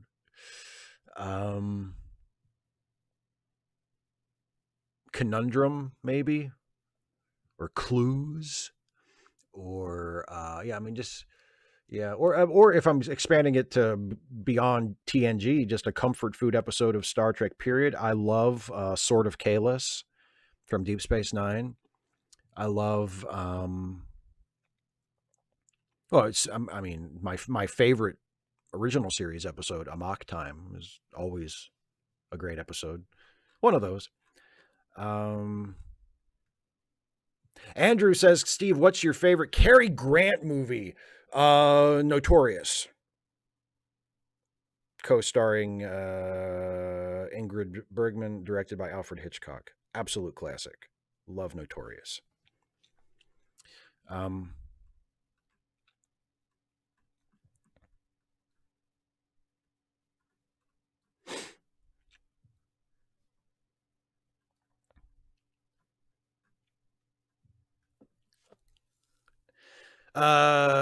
Teletheus, have you seen X-Men 97? Yes, I have. I've watched every episode. I have really enjoyed it. I think it's been really, really terrific. Very impressed by it. 255 AD said, oh, The Defector, Andrew. That's a good one. Yes, The Defector. Great TNG episode. Great comfort food TNG episode for sure. And guest starring James Sloyan, who is just fantastic in everything he's ever been in. 255 AD says, me and my cousin both cried at our grandfather's funeral. He tried to connect with me right after, and I didn't know how to react. We were both close to granddad, but never each other. As an aside, this is the cousin I accidentally told Santa was dead when I was like 13 and he was like 6 because I saw a documentary about the real St. Nicholas. You don't have to do anything if you're not comfortable or you don't know what to do, but you could make a date to go out for coffee or something, or go out to have a sandwich, just go out for a drink just to catch up on old times and see how you get along with each other. Maybe you'll start hanging out more and become friends, or maybe you won't. It doesn't have to be that big of a deal. Or you could just, text back and forth, see if you get along. North by Northwest. Yeah, that's a good one, Geek. Arsenic and Old Lace. Great Cary Grant movie.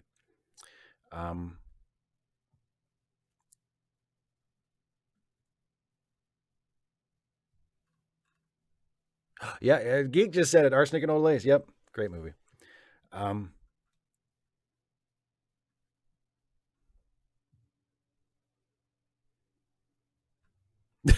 Seal 0626. I went to college with a guy who threatened to bring a knife in and cut my face off. When I complained to the course leader, he said, don't worry, I think he's probably going to quit soon. Jesus Christ.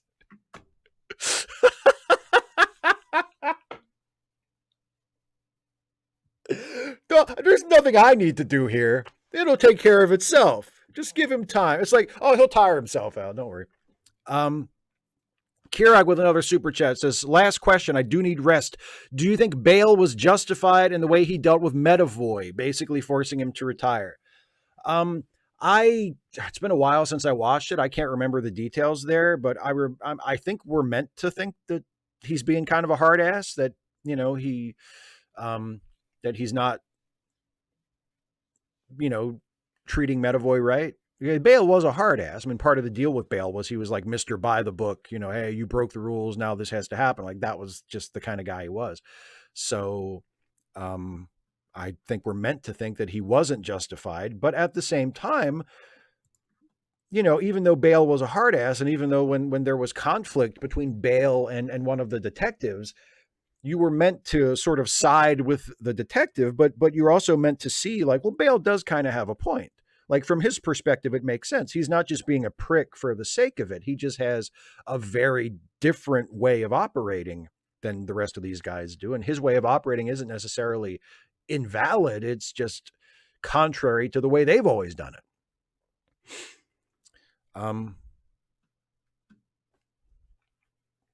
Joe Gutierrez says, I'm also enjoying X-Men 97. If the quality is the same, would you watch if Spider-Man TAS continued? I would give it a shot. Yeah. I watched that Spider-Man animated series back in the day. It was part of my regular Saturday morning cartoon watch. So if they did a revival of that in the same style and it was as good as X-Men 97, of course I'd watch it. X-Men 97 is better than the original show. Like that's the thing about X-Men 97 is like it's better than the original show. So if they came out with a Spider-Man series that was a sequel or a continuation or whatever to the old Spider-Man show and it was better than the original show, sure, I'd watch it. Oh, Kane. Oh my God. Actually, no, this is easy. Excluding Ghostbusters, what is your favorite movie with a Dan Aykroyd appearance? Blues Brothers. Yeah, Blues Brothers. Probably the only two movies with Dan Aykroyd in them where I can even stand Dan Aykroyd. Like, I am the opposite of a Dan Aykroyd fan. I'm sure as a human being, he's fine. As a person, he seems like a lovely guy. Bit of a kook in terms of his beliefs about the, you know, Fortean phenomenon, let's say. But as a, I mean, as just a guy, he seems like an okay guy. But as a performer, as an actor, as a comic, I want to take a bat to him. I think he's awful. But Ghostbusters, okay, and Blues Brothers, all right.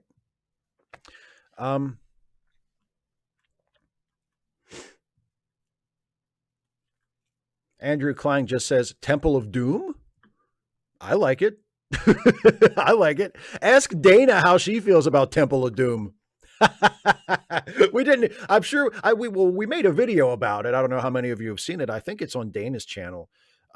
But Dana and I, a couple years ago, we were going to watch Indiana Jones and the Temple of Doom, and then you know, do a video afterwards where we talk about it because Dana hadn't seen it, I don't think. So we didn't make it through the credits. We didn't make it through the credits. And Dana said, I'm out. Can't watch it anymore. Not watching it. She was that offended by the credits.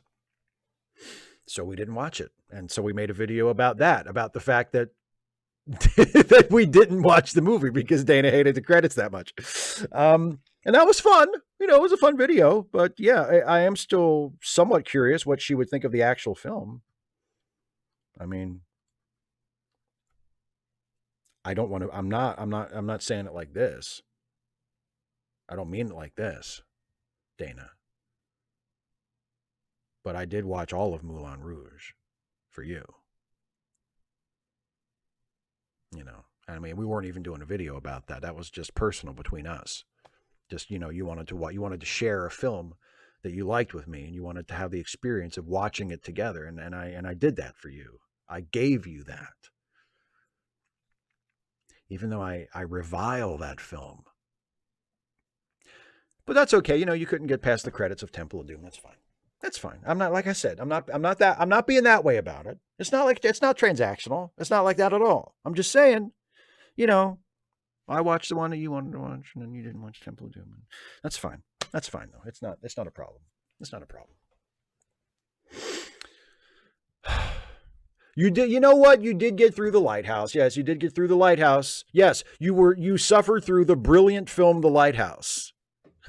I'm so sorry that I forced you to sit through the brilliant work of cinema, The Lighthouse, with amazing performances by Willem Dafoe and Robert Pattinson, and gorgeous black and white cinematography.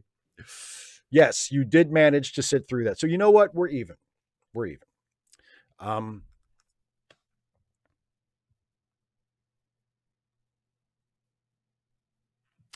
Well, yeah, you made it through the lighthouse. Apparently, Temple of Doom was so offensive that you didn't even make it past the credits.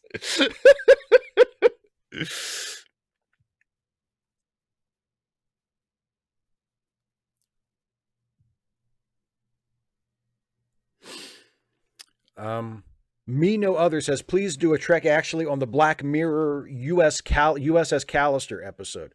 It probably wouldn't be a Trek actually, unless I could find a way to specifically connect it to Star Trek. I mean, obviously it's a spoof of Star Trek. It's a pastiche of Star Trek. If I could find a way to connect it to actual Star Trek, it could be a Trek actually, but otherwise it would just be a video about that episode, which maybe I would do. I don't know. Me No Other says Temple of Doom is the best. So choke on that, Dana. I don't think it's the best. I like Temple of Doom a lot. I think it doesn't deserve the bad reputation that it has acquired over the years. But I think Raiders and Last Crusade are both better than Temple of Doom. But I like Temple of Doom.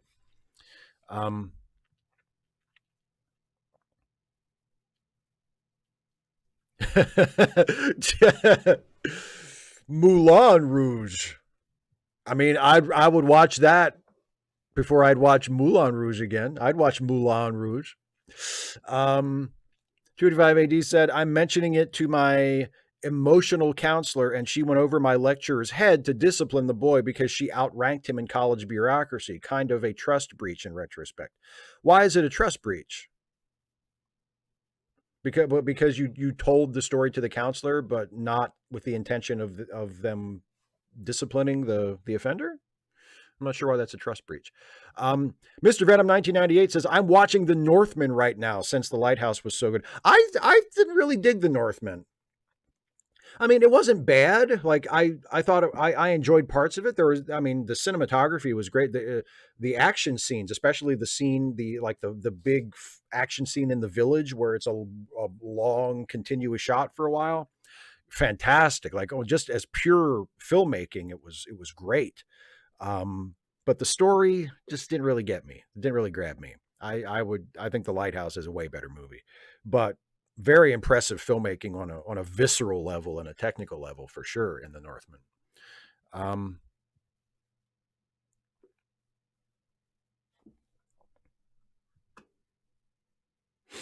Geek, that's a good comparison. Temple of Doom to Return of the Jedi. The least of their trilogy, but still completely fine. Yeah, I agree with that.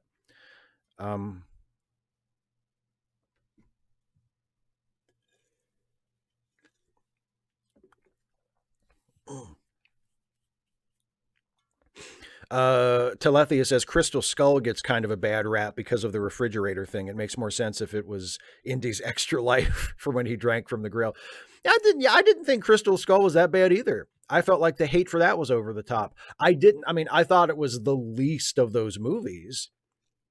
I didn't think it was great, but the over the top, like histrionic, like, oh my God, I can't believe they've done this to Indiana Jones. Like, it's like they never saw a bad movie before.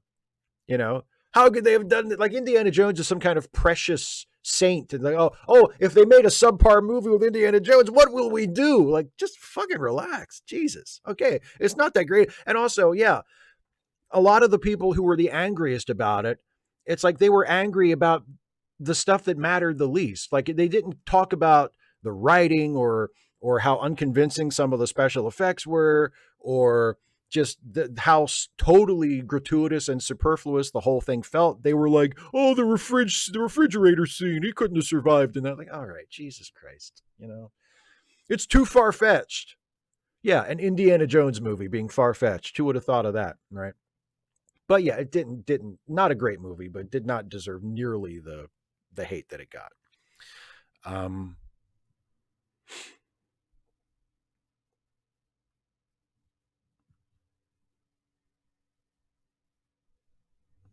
And yeah, Sentai Ranger Dawn. Yeah, Dial of Destiny was okay too. I didn't think it was awful. It it wasn't good enough to me to justify them making it.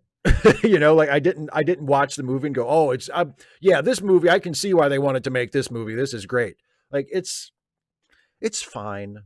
It's probably a little better than Crystal Skull for me, but it's not even in the same stratosphere as any of the originals, especially Raiders. It's fine. It's like, I guess if they really wanted to make another Indiana Jones movie, this is okay. You didn't have to. Like, we were good, but okay. um,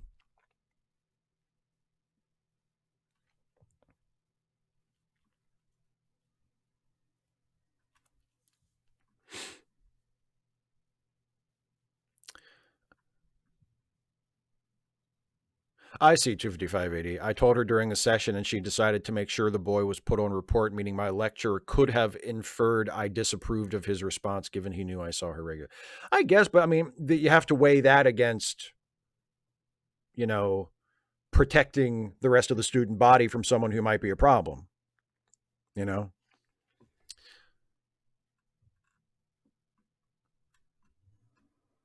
Thank you, Dana. Dana says she's used to me being loudly wrong. Well, you know what? If I'm wrong, here's the elements of style, Dana, the Strunk and White, right? You know that in the elements of style, the original author William Strunk, he writes.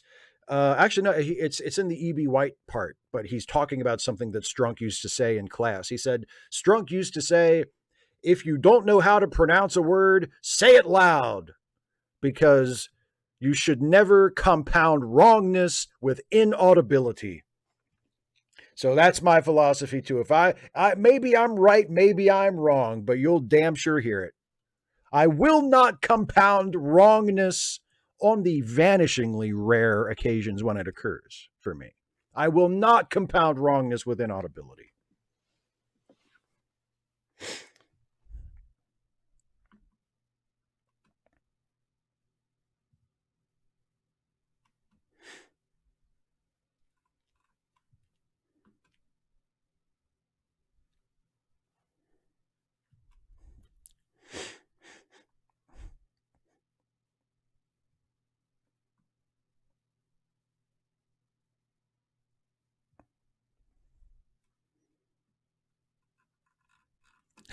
Dana, that's good. Loud and proud, strong and wrong.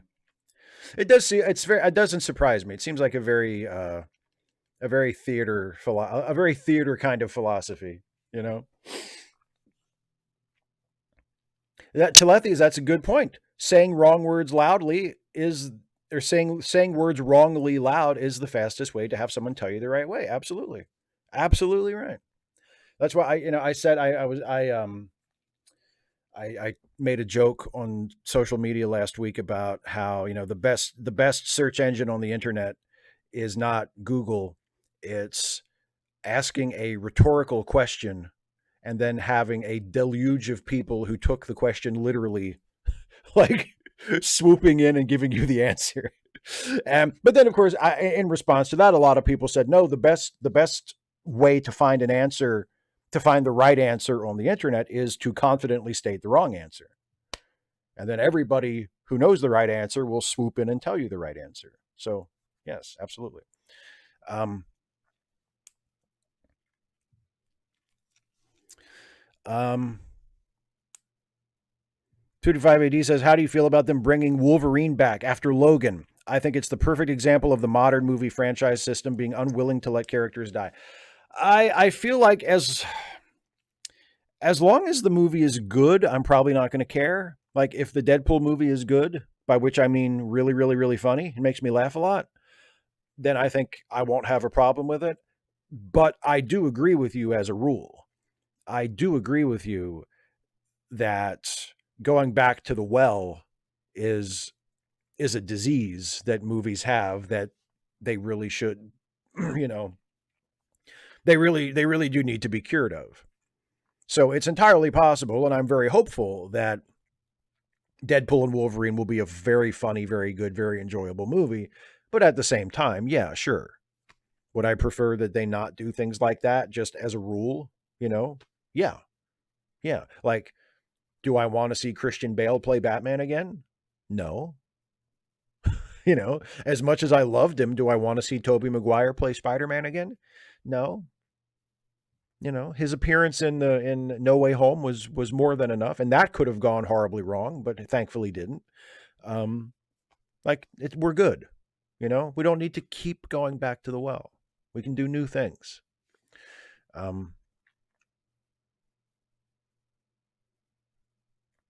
Me No Other says, what do you think of Discovery's beaming into the virtual rooms? Now holodecks are in the computer, no room needed.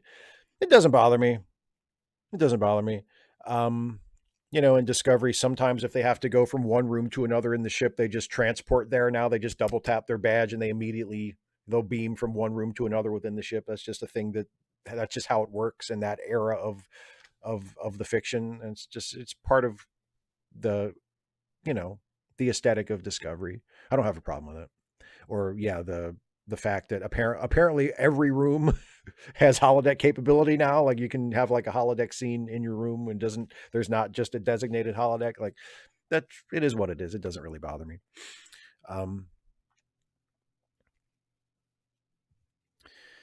Andrew says, any big popular movie franchises you've just never gotten into? Transformers and Twilight don't count. I think I've only seen one Fast and Furious movie, and that's the first one. So I've never gotten into that. I don't have any particular like antipathy towards it. I'm sure if I watched it, I would enjoy it because I love big dumb action movies, but I've just never gotten into it. Same thing with the Expendables. The Expendables, I've never seen any of the Expendables.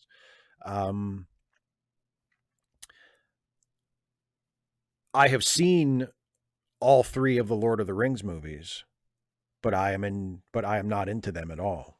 And I would love if I could have those hours back for my life, please.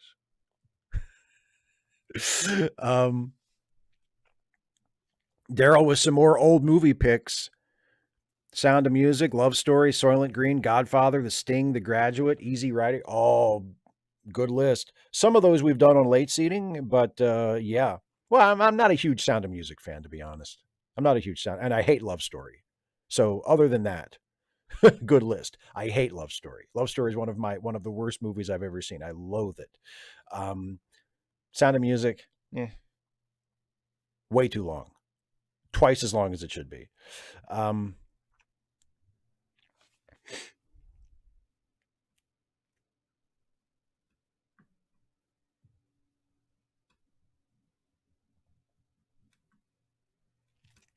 255 AD. Okay, I'm about to wrap up the show too, but yes, someone earlier said Deadpool isn't canon as far as I'm concerned.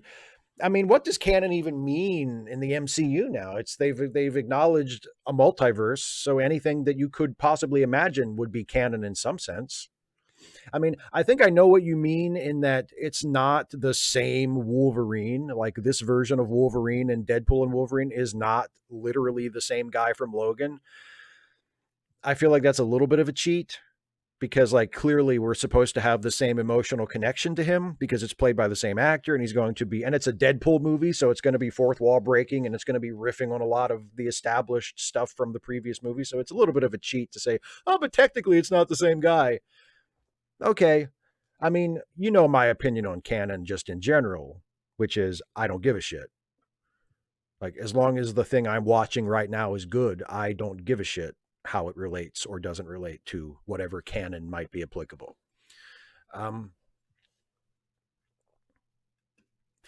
West Side Story. Sure. I like West Side Story. Not like a massive fan of it because I'm not really a big musical fan, period. But yeah, I like West Side Story. I tell you what, I like West Side Story more than The Sound of Music. I'll say that. Steve Schmeling says RFK Jr. had a worm eat part of his brain. Explains a lot or not enough. How much of his brain did the worm eat before the worm died? And second question, what was the worm's cause of death? Was it poisoned by RFK Jr.'s brain or did it die of starvation? I feel like we need to know these things as voters. Anyway, I'm gonna wrap this thing up now. It's almost 8 o'clock. Geek is putting the customary. Oh, and by the way, Andrew, I like the original better than the Spielberg version for West Side Story. I thought the Spielberg version was fine, but again, it was a little bit similar to, like, the later Indiana Jones movies. And I thought, to be clear, I thought the Spielberg West Side Story was a good movie. I thought it was better. I'm not saying it's like Kingdom of the Crystal Skull or anything. I thought it was a good movie, but it felt unnecessary. It felt like, why did they feel the need to make this? I mean, it's fine, but it doesn't really. I mean, it's fine. Like, it doesn't feel like it was a film that was crying out to be made. But whatever. It feels like, I think probably the answer is Steven Spielberg just really wanted to make a musical, and he liked West Side Story, so he said, "I'll just do that." And whatever. That's one of the benefits of being Steven Spielberg, I suppose. Anyway, time to wrap up the show. Geek is putting the links in the chat. So, if you enjoy this work that I do here on YouTube and you would like to support me and help me to continue to do it, you can do so by becoming a Patreon patron at patreon.com/Steve Shives, or by clicking the join button to become a channel member. Either way, a member or a patron at any level gets to submit questions ahead of time for these Ask Away live streams. I post a Google Doc to my members only sections of my Patreon and my YouTube community page the Monday before one of these live streams is going to happen on Friday, and you can submit your question anytime from then up until showtime, and I answer all those questions in the first part of the show. So that's just a little benefit of being a patron or a member. I could not do this without my patrons and my members. So thank you all so, so much for your support. And if you enjoy this YouTube stuff that I do and you are not a patron or a member, please consider becoming one, because it's super important to me and to me continuing to do this. Also, if you enjoy what I do, you might enjoy the podcasts that I am a co-host on. They are a part of the Let Me Listen family of podcasts. Of course, there is Late Seating, which we've referenced a couple times tonight, the movie review podcast, where Jason Harding and I take a look at classic films and see if they deserve whatever reputation they have, be it good or bad. And our most recent review has been up for a little while, and it is our review of the Kevin Smith film Chasing Amy. And if you want to hear Jason and I express very, very different opinions on that film, it's a good show. It's a good episode. And there's also the Ensign's Log, which is the Star Trek themed improv comedy podcast that I am a co-star on, along with Jason and the wonderful, delightful, brilliant Dana Cole, who is with us in the chat. Where the three of us play original Star Trek characters that we have invented, who exist sort of parallel to the events of TNG and Deep Space Nine. And we have our own stories that are happening while stuff from actual episodes of the show kind of is happening in the background, or just happened or is about to happen, that kind of thing. And yeah, it's a lot of fun. It's a show that we really enjoy making. And if you are a Star Trek fan, and especially if you like kind of humorously leaning Star Trek stuff, you might enjoy the Ensign's Log. So if you have not checked it out, please check it out. And if you have checked it out, please continue to check it out. And that's all I have to say about the Ensign's Log. It's a great show. And let me check back in the chat and see if we have any final questions. Kara says, yes, I think people worry about canon too much. We agree there.